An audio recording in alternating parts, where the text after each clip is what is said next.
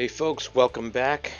Strap in, this might be a wild one. I think we might have uncovered some mechanics for the game that could prove to be pretty interesting. So let's take a look at what I learned from investigating trainers and skills and trying to make sense of the game. So when I conceived of this video, I wanted to explore the new trainer skills and our trainer effects and skills and try and figure out how we could use those and optimize those and get the most advantage out of those. And so to do so, the approach that I took was to take everything that we have, all the information we have based off of what's written on the cards and in the descriptions, compile that all together for both for skills, trainers, and then use this combined with general knowledge of the baseball, the real game mechanics, and then some a little bit of understanding about how games are developed and designed. And in doing so, it became pretty apparent that we were reliant upon the descriptions that are on the cards and the precision of language on those, which gets a little bit risky because when we know that it's not a first language, these are actually translations from, I believe, Korean, then we might be subject to some ambiguity in language, and we'll see how that affects us when we start looking at things like hit accuracy and chance to hit towards the end of this video. Um, and along with all this, we also have no visibility, still no information from what's been written in any of the descriptions about how our ratings like con, power, contact, power, eye, all these types of things are actually used in the calculations for batting outcome. Now, ultimately, I came up with my guesses as to how those are, and then that will be opening up some potentially interesting discussion towards the end of the video as well. So let's take a look at this process a little bit more. So the process I used to come up with my conclusions or observations was as shown here. Basically, I took all the skills, trainers, and all that information, threw them onto a spreadsheet, started to identify overlaps in some of the effects, categorize those based on their effects, and then arrange those based on gameplay, finally align those to the gameplay, and then finally identify possible interactions between these skills. So let's take a look at the process of actually categorizing and getting all this information together.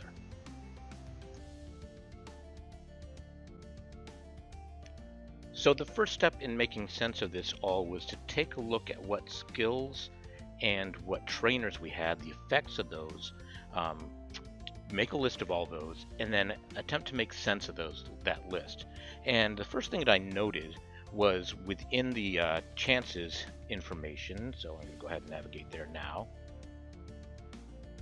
If we scroll down to the bottom here, I went and up just a little bit. I took a look at the appearance rates of the various skills so I could get a listing, an exhaustive listing of all the different types of effects you could have on your trainers. So these will look familiar: increased chance of home run like hit, increased chance of line drive, normal fly, etc. I put those down all into a spreadsheet, and something popped out at me as being kind of interesting. So let's take a look at what that full list of skills looks like. So here you can see what I've done is I've categorized by batter or pitcher, right? Batter or pitcher. I've taken a look at special trainers, other trainer effects, and skills. And then I took and broke out the skills in their most boiled down sense that I could for each of these. And I started to group these. And some interesting things popped out after I went through this exercise. But in doing so, I did note that there were some problems in interpreting some of this stuff due to ambiguity in some of the terms. And in particular, when we start talking about the concept of hit chance and getting a hit, it raises the question, does the documented skill or does the explanation of the skill, when it refers to a hit, does it mean a successful on base due to making contact with the ball? Is that a hit? Or is a hit simply making contact with the ball? And you'll see as we take a look at these skills in a different context how either could be the case. And some of these are harder to classify because of that.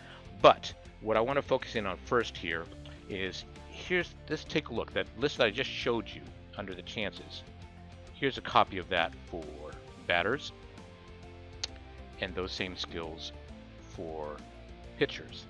And this won't be new to a lot of you, but you'll see that there's overlap. It's either, in the case of a pitcher, it's trying to decrease the chance of a line drive, which is a positive outcome, and increase the chance of a normal fly ball versus a home run style ball. So you'll notice these are kind of counter. You have increased chance of home run, the opposite there. And then you'll notice that also that there's kind of two groupings of things. There's ground balls, and I would say probably home run and normal fly ball are also grouped with the possibility of line drive being in there as well. But what that says is it kind of boils down to just three different potential things: ground ball, fly ball, and the third one possibly being line drive, as outcomes to making contact with the ball. Basically, a ball put in play. So where that gets interesting is when we start to group these and we start to take a look at what these groups mean. So what I've gone and done here is I've created groups for what types of effects there are. The most obvious ones are stats. Any of the skills that boost or detract from stats or ability scores, I've simply outright stated as it's a stat grouping. Okay? The effect group is stat. And you'll notice that's a large part of those. When you extract those out of the equation and we start to look at all the other ones, an interesting thing starts to arise. We boil those down, and let's take a look at what that looks like. So when we boil down the groupings that I had, it comes out to this, what is it, eight different groups. And you're probably initially going to react to like, okay, big deal. You took the skills and things and you grouped them. What does that tell us? Well, let's see.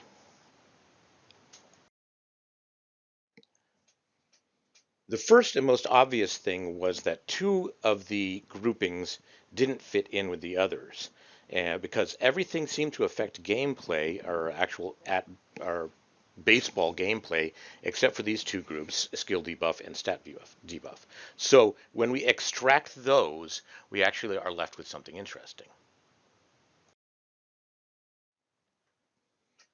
The remaining groups actually align to how the game actually transpires in a real game.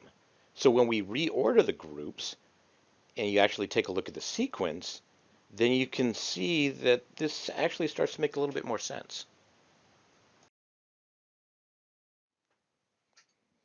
Think to yourself how an actual at-bat transpires. The first thing that happens is the pitcher's going to make a pitch, and it's going to end up in or out of the strike zone, right? And then the next thing that's going to happen is the batter is going to make a decision whether or not he's going to attempt to swing at that pitch. And if he does attempt to swing at the pitch, then did he actually make contact? Was the ball put in play? If the ball is put in play, then what happens? Well, what kind of ball is it? Is it a ground ball? Is it a fly ball? Is it a line drive? What exactly happens there? And then after it's actually put in play, what is the outcome of that? Was it a line drive that resulted in going right to a fielder and being an out? Or did he lay off the ball? Was there a walk? Was it just a normal fly ball that got caught? Blooper that falls in? I mean, what's the outcome? And then finally, after the at bat is resolved and the player is actually in play, the base runner is actually in play and running, what then could happen? Is there an error that comes into effect? Maybe he gets on base and he attempts a stolen base or gets caught stealing. You can see that all these types of things that we just categorized align to this natural sequence of events that occurs in baseball. This is where gameplay design and a little bit of what we looked at earlier when we took a look at the chances of the various effects for trainers came into play. We got a definitive list of what Com2 is using for their trainers and the possible types of hits there were. When we reach the stage of at-bat resolution, then the game's going to want to figure out what actually goes on and what happens in play with the ball. And we know now definitively that it's going to decide whether or not there's a grounder, a hard hit grounder, a line drive, a fly ball, or a home run type hit, as they call it. Or basically, that sounds to me like it's a hard hit fly ball.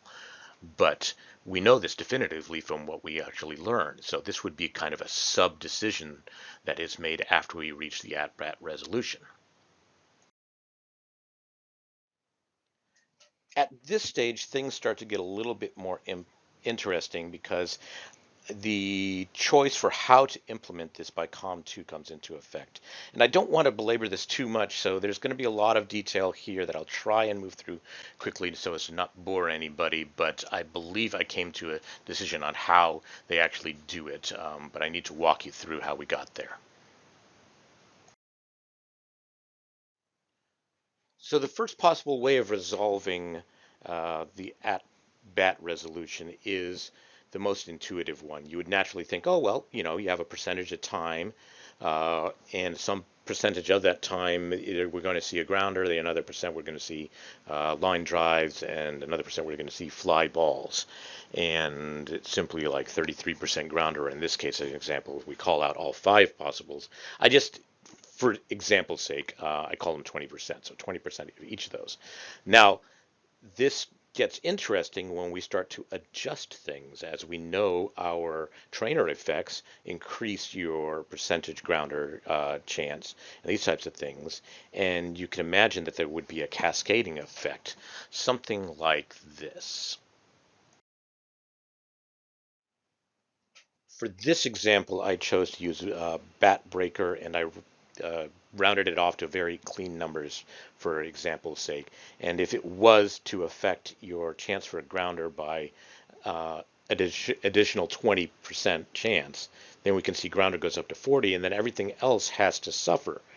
So in doing so, implicitly, you've increased grounders, but as a pitcher, since it's a pitcher effect, you would also actually want to have fly balls, and you've just reduced the chance of a fly ball as well. So you've, in this case, you've negatively impacted fly balls while getting your increased grounders. So from a game design standpoint, it gets a little bit tricky as to how you're going to balance that. Okay, sure, we improved Bat Breaker, but how do we write the logic to determine which of the other ones get reduced and by what amount? As you can see, it gets a little bit tricky. Some of these problems could potentially be addressed by using a two-tier decision structure, in which case the first random number generated might determine whether or not you got a grounder, or a line, or a fly. And then it might make a second calculation to say, okay, if it was a grounder, what type of a grounder actually was put into play? Now, in this scenario, when you adjust hard hit grounder, and increase that, you would decrease grounder, but you wouldn't impact line drive and fly ball, and thereby you would not disrupt the balance of flies to grounders. So there's that benefit, but at this point, it also naturally raises the question: okay, well, where does line drive fit into all of this? So one might argue actually that a line drive is nothing more than a ball in the air and therefore should be grouped up with fly ball and hard hit fly under its own category, which means our root category would then be grounder and fly ball, which would then a fly ball would then resolve into one of those three results. But that brings us back to that other issue is, okay, if we increased hard hit type hits or hard fly balls, which is a favorable outcome for a batter, do we sacrifice line drive, which is also a favorable outcome for a batter? How do we balance that? And once again, the logic to determine that and make those adjustments gets tricky. A lot of these problems can be addressed by using the alternative approach, which is a weighted distribution. Now, if I were to actually program this, this would probably be the route that I go because it simplifies a lot of things. So, first thing to understand in order to understand how weighted distribution works is that when you produce a random number in programming, that random number can be between any range. So in the example on the right here, what I've done is I've said, okay, the weight of a grounder is 100 and all the other ones is equally 100. And so for this example, then we would need to generate a value between 0 to 500. And if the random number generated was 0 to 99, that would be a grounder. And then from 100 to 199, that would be a hard hit grounder, etc. And thereby, when we start to influence these areas through our trainers, and we say, well, this is a 15% increase, we would just multiply one of the weights, in this case home run type hits, we multiply that by 15% or by 115, actually, yeah, 115%, we would get 115. So then with this 115, our new random number range that we would need would be 0 to 515. And so when you multiply multiple areas, if you are affecting both line drives and hard hit flies, you could affect multiple things and it'd still be very easy to calculate.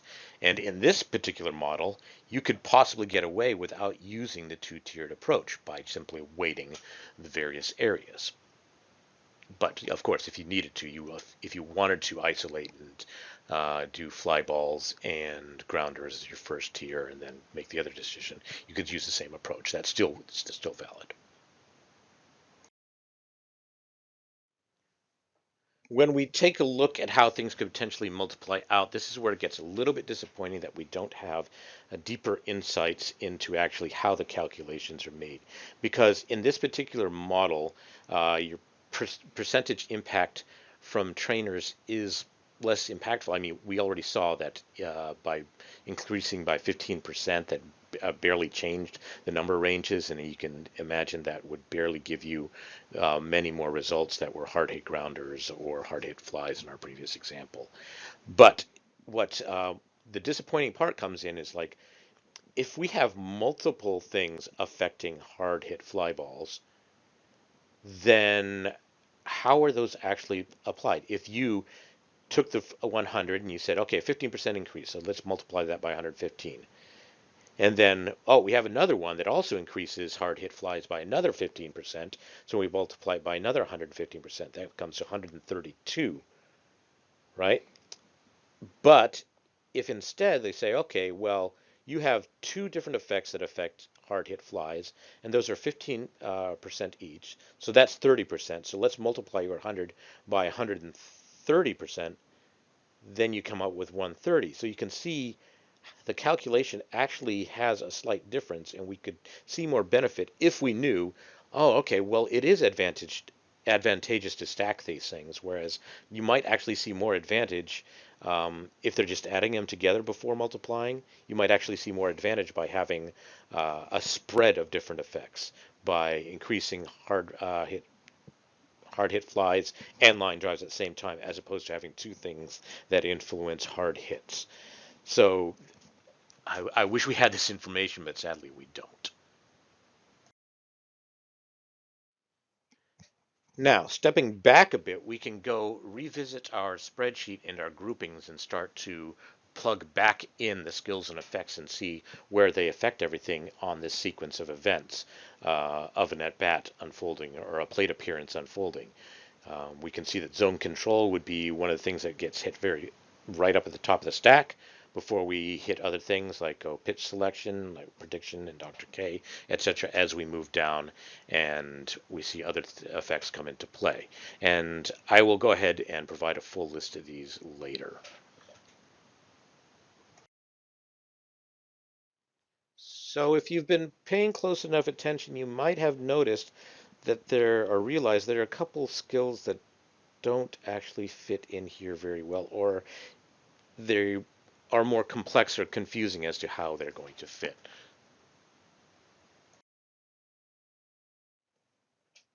so far, everything that we've discussed are skills and effects that all align well to the process of resolving a plate appearance, because all these things tie to COM2 stats and skills. But there are a handful of items that don't have that description, the verbiage in the description that aligns well to these things. The most obvious ones that jump out are things that influence your slugging percentage, because slugging percentage doesn't really fit into that plate appearance resolution. It's more of a stat that represents the outcome of all that. So how are you going to adjust the outcome when you've been kind of incrementally building your way towards what that outcome is going to be? How do we um, put an increase in slugging percentage into effect? It gets very tricky, and it's not clear how that's going to be done. So we have to make some guesses. Um, are they done? Is it done after everything? So maybe we've already determined that you got a hard hit fly that is slated to be just a fly out. But slugging percentage is then applied in adjusting that to say, oh, nope, we're actually going to change that to a home run instead of a hard hit fly. Or maybe they said, okay, well, slugging percentage actually would be influenced by your ability to hit multi-base hits. And so let's just go ahead and boost power in cases where power is used, and that should implicitly affect slugging percentage. Or maybe they're saying, well, slugging percentage is also how many hits you're getting. So let's just go ahead and boost things that affect your ability to hit. So these would be synthetic ways of actually doing it versus adjusting the outcome from a hard hit flyout to a home run. We simply don't know which of these it could be, and that also changes where impact, or sorry, Slugger's instinct plugs into this whole sequence of events with the plate appearance resolution. The other challenging area that I alluded to earlier all revolves around hits and hit accuracy and the ambiguity of the use of the term hit. We have lots of skills that affect chance to hit, but does that chance to hit mean the final outcome of on a scorecard of this is a hit versus um, some other outcome, or is it chance to make contact? What is it? So chance to hit could affect batting stats, in which case then we would have the same problem as we do with slugging. Are we applying this after everything, or are we influencing things that improve your chances of getting hit uh, by a stronger hit during the contact phase or during the at-bat resolution? Are we adjusting line drives instead of getting normal fly balls? Well, what exactly is happening there? So it could be a number of things, a number of different ways they've chosen to implement it. So, and this also applies to batting machine, which I would say is even less clear because hit accuracy is mentioned in no other skill. And so, how do we translate that? What does that mean? So, just like the chance to hit, it could be implemented as, oh, well, that's simply whether or not you're going to make contact with the ball at all. Or it could be, well, the ball's now in play. Let's go ahead and influence and get more line drives than normal fly balls. So it could be either of those. We simply don't know where it plugs in. And the important distinction there is that it could plug in high in the stack of events or low in the stack of events. And we don't exactly know.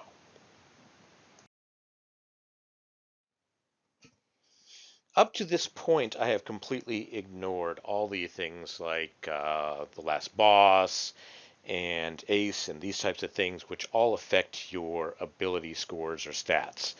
So, okay, well, how do those plug in? This is where a little bit more theory crafting comes into play.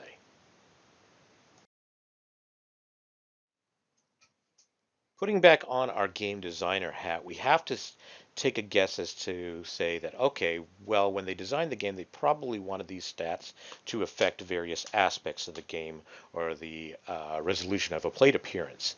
So what I've done here is I've attempted to make a guess as to what stats would plug into this whole sequence of events and influence it. So, for example, starting from the top, a strike or a ball would be dictated by, obviously, by the pitcher's location and by their stamina, because late in the game their location is probably going to suffer, so that's probably going to reduce the chances of strikes. And then their command over their pitch that they're using is going to come into effect. So that will also affect whether or not they get a strike or ball. And actually, I could argue that there's very likely a hidden step that there are currently no skills that align to, which is pitch selection by the pitcher, which would mean, well, if a pitcher doesn't have a good pitch that curveball, he's not going to throw it, and thereby curveball would not affect your strike and ball there. So it's probably going to be pitch selection, then it's going to be strike and ball, and then moving down the list, we get to batter pitch selection, which is going to be influenced by prediction or Dr. K. And in that case, a batter pitch selection, pretty much going to be I. I can't really think of anything else that would apply there. And then we start thinking about whether or not you're making contact with the ball and putting it into play. Then, uh, and I took hit chance, which is written on all the cards, and I've changed that to a contact phase. We get into things like untouchable, reducing that, batting eye or barrel it up, increasing that, and things that would come into play for whether or not they make contact is the batter's contact, but then all the pitcher's skills of, well, if it's a strike that's on the edge of the zone, maybe there's less chance of him actually making contact. Um, and actually, retrospectively, I'm remembering that I was also part of this because we were told by Com2 that eye does affect your ability to hit or expand the area in which you make an effective hit. So this would certainly come into play here as well. And then, of course, breaking ball, curveball, for the same reasons we stated above. Moving down the list, at bat resolution, we can think, okay, things that come into play here are virtually everything. The batter's contact, is the power going to influence whether you get hard hit versus a normal grounder, and I as to, of course, whether or not they're going to get a good solid hit. So maybe that could improve, once again, a grounder to a hard hit. The location of the pitcher, of course, edge pitches versus central pitches, and the others as well. And then finally, the outcome. And this is where I slotted, by the way, slugger's instinct and spotlight and things that affect slugging. I'm guessing, and this is a swag, super wild ass guess that Slugger's instinct is actually saying, okay, now that we've determined that we got a hard hit fly ball or a home run type hit, Slugger's instinct would influence it at that point. Spotlight also has influence to slugging average, and things that would come into play here are your power, your contact, your the fielding, and the speed, because those could change. A hard hit grounder could change from the batter barely making it with high speed or not making it because the fielder had a strong arm. And then finally, we have the last category, which is in-play resolution, which is largely things relating to base running and stolen bases and these types of things. So obviously, fielding and speed would come into effect there.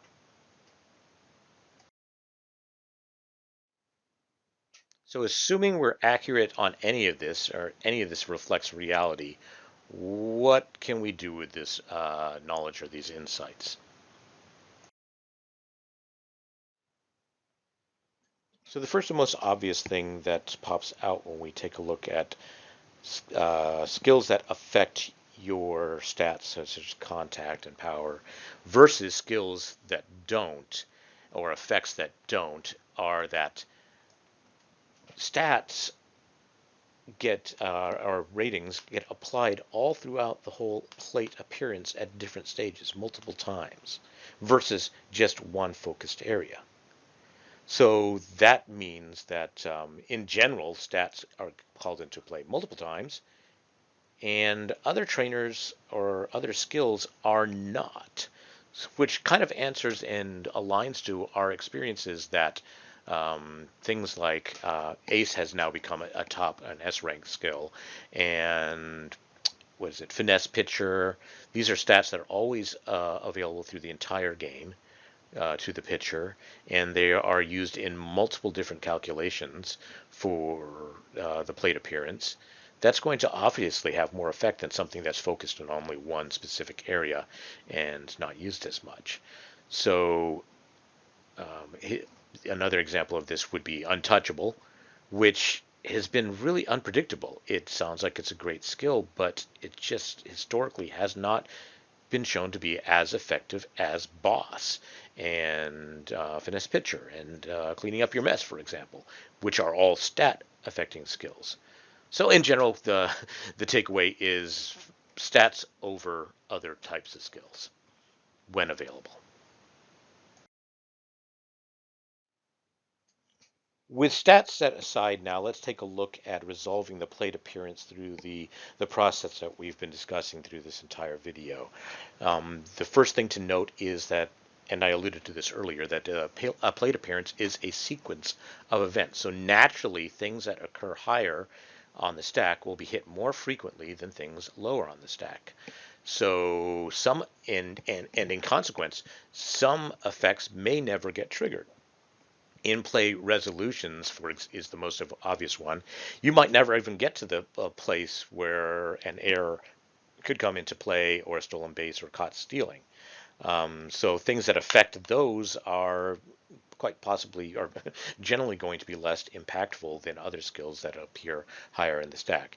And then some effects can implicitly reduce the effectiveness of things lower in the stack. So say if we have something that increases the number of, or decreases the number of strikes that naturally turn into pitches outside the zone, and the batter has a high eye, so he's not swinging at those, then all those other effects of whether or not you're getting a grounder, whether or not you're getting a line drive, a hard hit, fly, all these types of things, they never come into play, and therefore those skills get completely nullified and less useful. So paying attention to actually where your skill is, whether or not you're using skills that work well with each other and appear higher in the stack, quite possibly could lead to better results. With all of these observations, how should we be using our skills and trainers? It's become apparent that stacking of these things appears to be an effective strategy. So, an example is that people are reporting better success when using untouchable with trainers that affect your contact or your hit timing or your swing and miss rate, because both of those things fall within the same segment of the plate appearance resolution. Another thing is, as pointed out earlier when we took a look at the math, we don't know if they're additive or multiplicative, but it's at this stage with the number of effects that we're dealing with, it's not, it hopefully shouldn't be a huge difference in those. Um, and then also, now that we have some type of grouping of these through the spreadsheet that I produced, we get a better idea of how to group things together and what might be effective strategies in using things in combination with each other. Jumping back over into the spreadsheet, I'm going to share this thing out. So if people want to play around with the groupings, and if they don't agree with some of my settings and want to adjust things, or if you say you wanted to filter down to all the stuff that affects, um, what is it, strike ball chance, for example, we could clear this out, select these two, and we could see the skills that affect that, or the trainers that affect that. Or if you just wanted to regroup things or anything like that, you can do so. And also, if you wanted to play around with the skill buckets, I've got these here. If also with my predictions as to what the relevant stats are, you can see those here as well. And one thing that I would ask for this is, if you do take this and leverage it, if you produce other visuals based off of it, when you share them, please do credit back the YouTube channel so that people can see what the source was. I have taken, I have seen other works of mine taken and used in other sites and not gotten credit for those. You may be familiar with this spreadsheet. This is something that I developed from scratch. I entered 90% of the players from the first 4 years in here. I wrote all the formulas, and this was taken and used by several people and added to, which is fine, and used in Reddit. And then ultimately, it was used in the 9 Innings companion site right here, and those people were credited instead of myself. And so, if you do please use any of my stuff, please do credit me so I can get the proper credits for it and hopefully drive my traffic. I would appreciate that. Thank you very much. I will leave you with one final bonus tip that I uncovered while looking into all of this. I noticed that cleaning up your mess, the description changed subtly from what it used to be when the original skill was, or skill description was written. The original description talked about its ability to nullify the debuffs that the batter had placed on you. But now they've actually gotten a little bit more explicit and said this actually only affects the stats of your pitcher. So if a batter has charisma and he's lowered the pitching stats by a certain amount, these can be restored when a runner reaches base with cleaning up your mess. So that means it would benefit skills like ace and finesse pitcher much more than things like boss are untouchable, because boss doesn't boost your pitcher stats, so there's nothing to be restored, and untouchable doesn't affect stats at all. So this means that it's going to pair better with things like finesse pitcher and dominant pitcher, plus a legend skill such as throw starter, uh, control master, or fireballer. And then finally, it also has no ability, has no impact on something like batter's insight. So cleaning up your mess is kind of a wash against that. So this might give you some ideas of how to potentially reskill, or if you want to be using mess, how you should be using it. Thanks for watching. Please leave me a comment if you think any of this sounds like it might be vaguely on target, or if you think I'm wrong about any of the analysis I've made, perhaps where the skills fall. Maybe you feel like I handled batting machine incorrectly, or slugger's instinct incorrectly, and they're actually boosting power. It's open for discussion. Let me know. I'd like to hear. And hopefully, there might even actually be a follow-on video to this one, perhaps with some results that people are seeing.